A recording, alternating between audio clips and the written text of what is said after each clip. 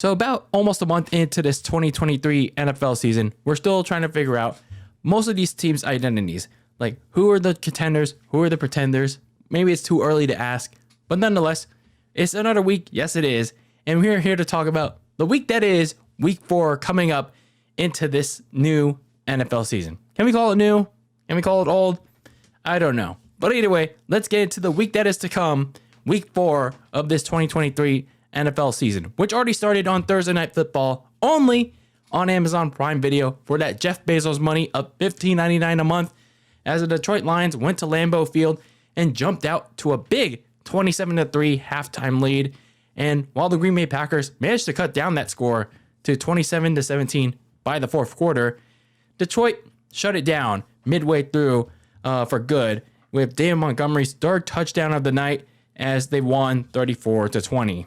So now let's get into the actual slate of games, shall we?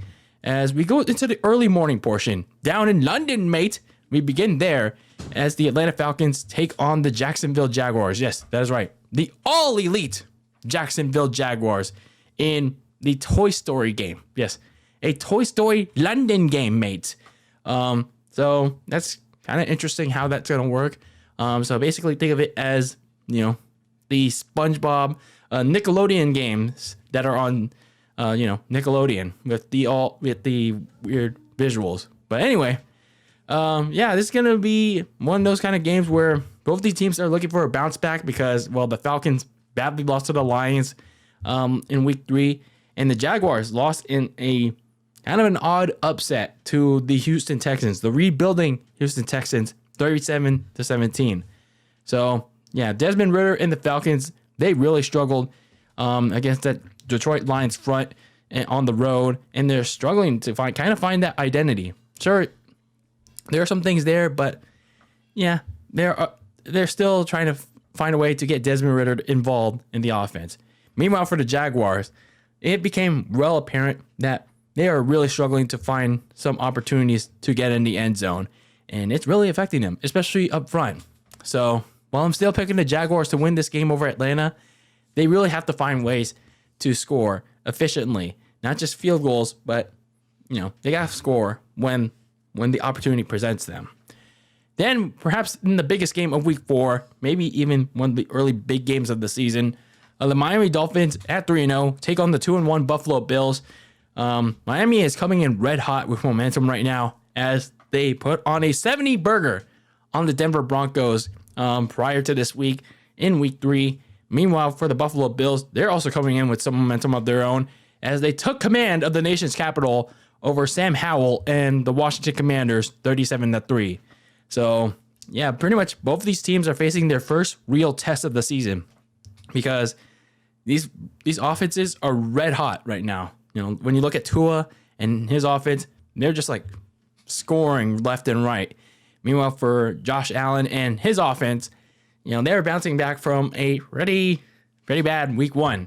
And now here they come, playing some pretty weak opponents. Now here they are facing their own test against the Miami defense.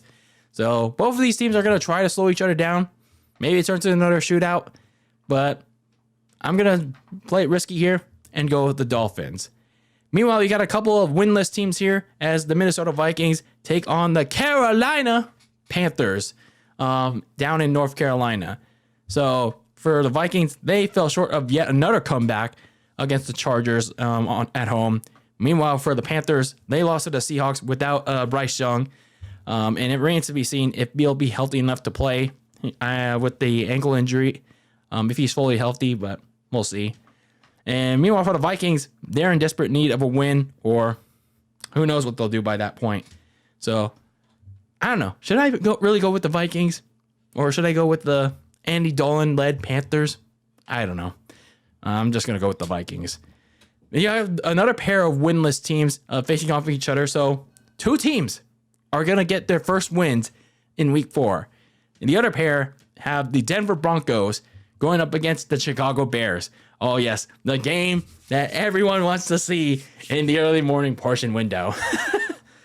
So, for the Broncos, yeah, they got embarrassed. They got destroyed by 50 points to the Miami Dolphins in that game in the Miami Gardens.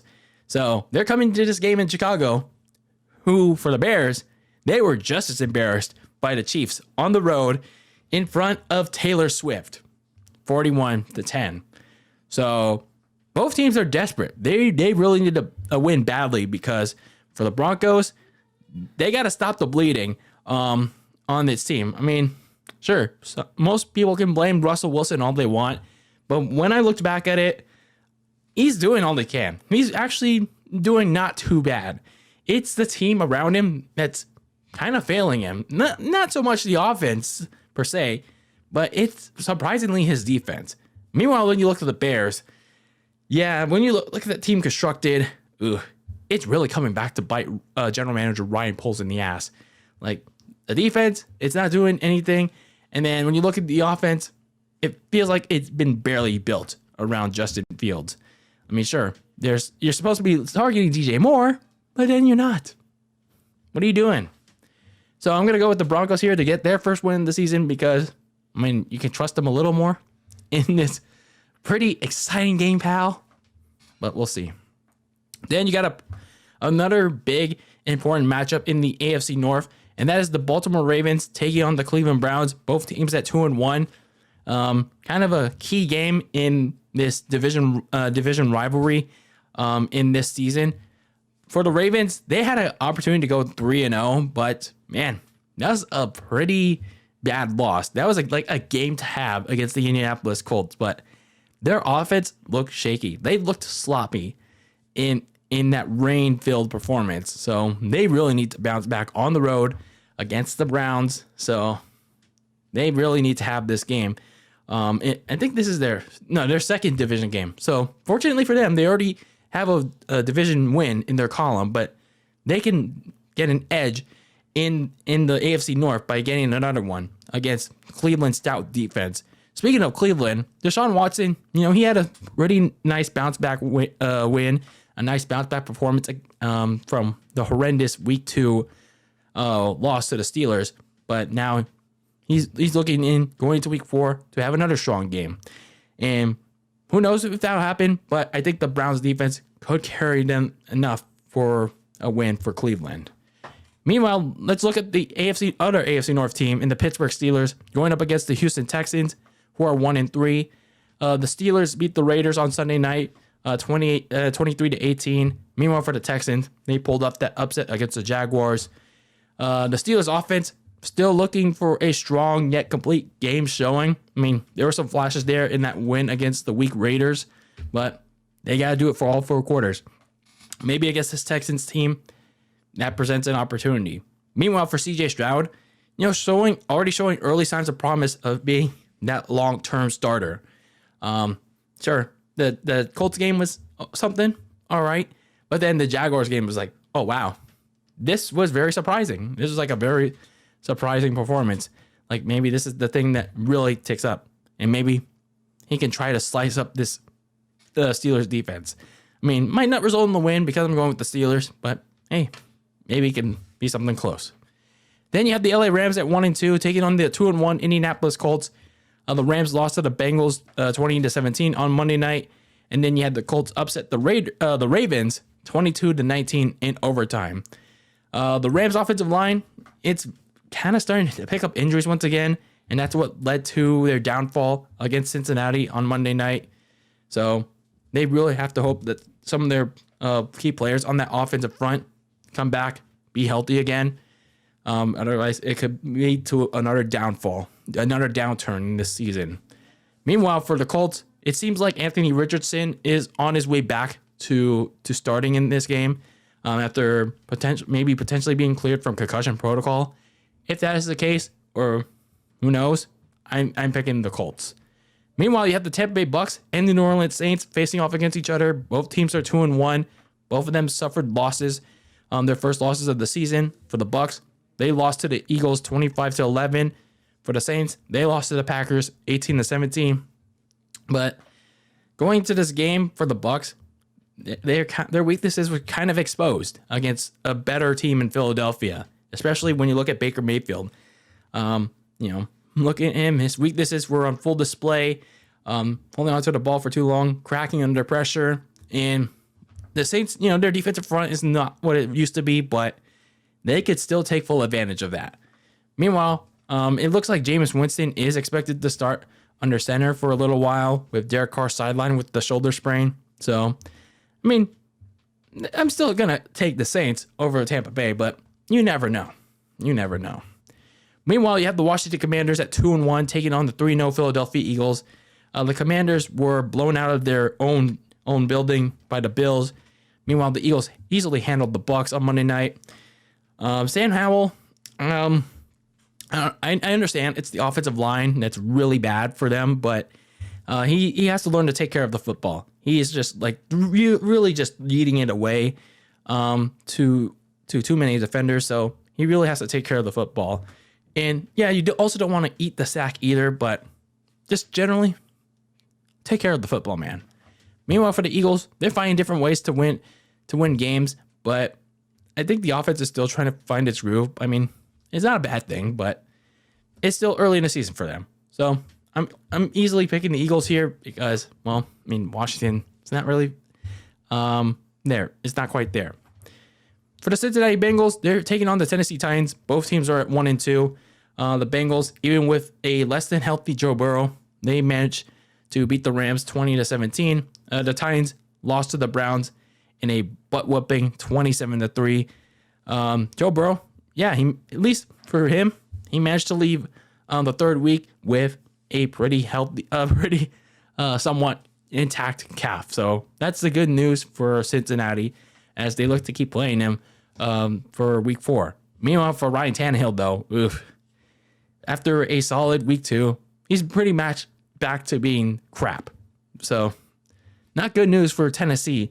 And if it continues to be that way going into week 4 and coming out of week 4, yeah, not looking good. I'm going with the Bengals. Going to the afternoon slate of games, we have the Las Vegas Raiders going to LA to take on the Chargers. Both teams at 1-2. The Raiders lost to the Steelers on Sunday night. Meanwhile, you had the Chargers beat the Vikings 20-24, which they almost lost because, it's the Clippers. They always find a way to clipper it up, pal. So for the Raiders, both them and Raider Nation, their fan base, I think they're finally starting to find out firsthand that Jimmy Garoppolo is going to hurt their chances at winning. I think, that Sunday night game showed that. 3 turnovers, eating sacks, the happy feet in the pocket. Does that ring a bell, Niners fans? Does that ring a bell with Jimmy G? I think the Raiders fans are finally going to figure out that problem. Meanwhile, for the Chargers, they did get the win, but it came at a big price.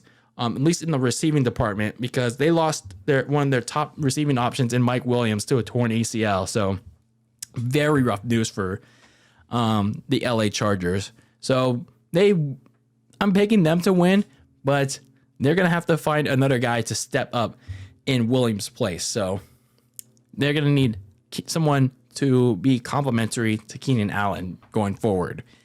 You have the New England Patriots at 1-2, taking on the Dallas Cowboys at 2-1. The Patriots beat the Jets 15-10 in a pretty ugly game in the Meadowlands. You had the Cowboys lose to the Cardinals 28-16 in a big upset in week 3. And, despite some flashes, the Patriots offense really continues to struggle. Like, I don't know why.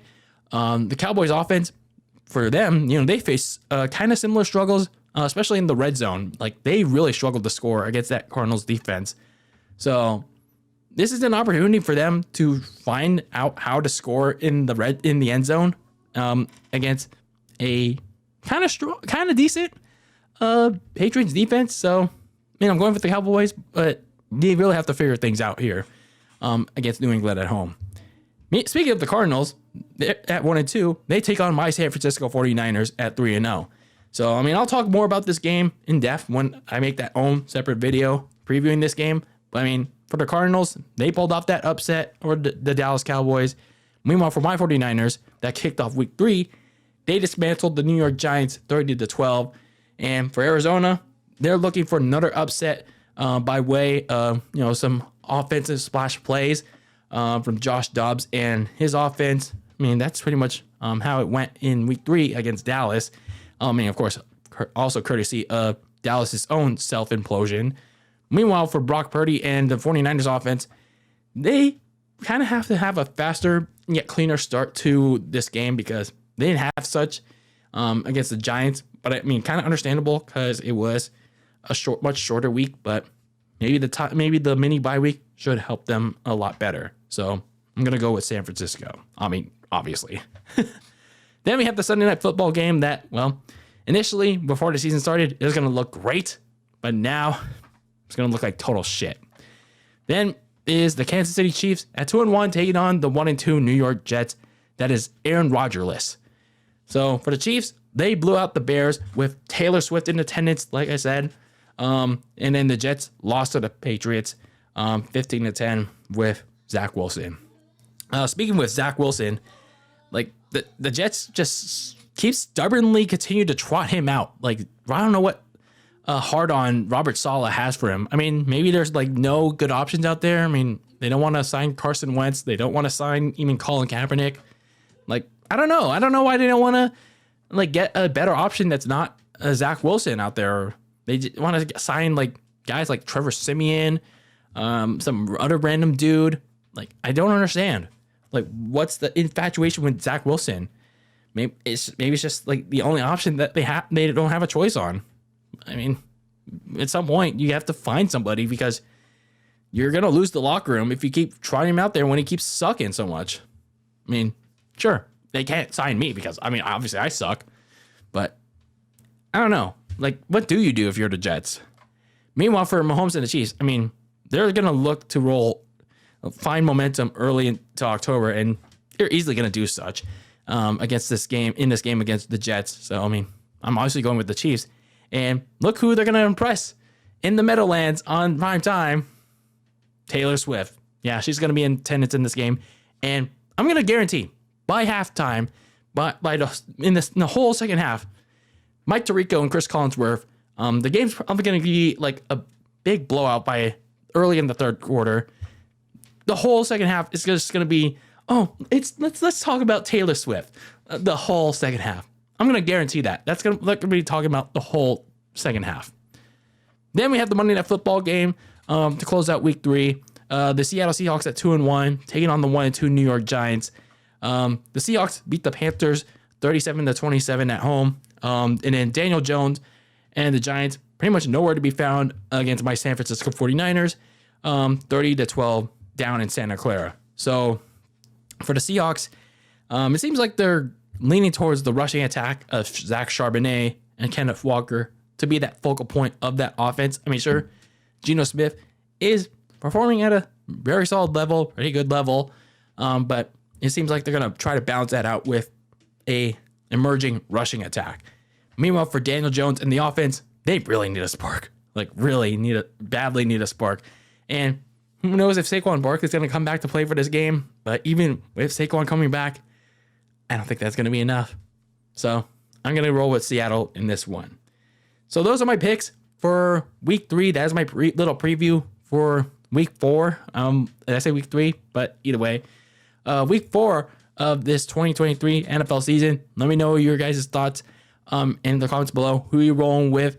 What are your games of the week for week 4? I'd like to know your thoughts in the comments below.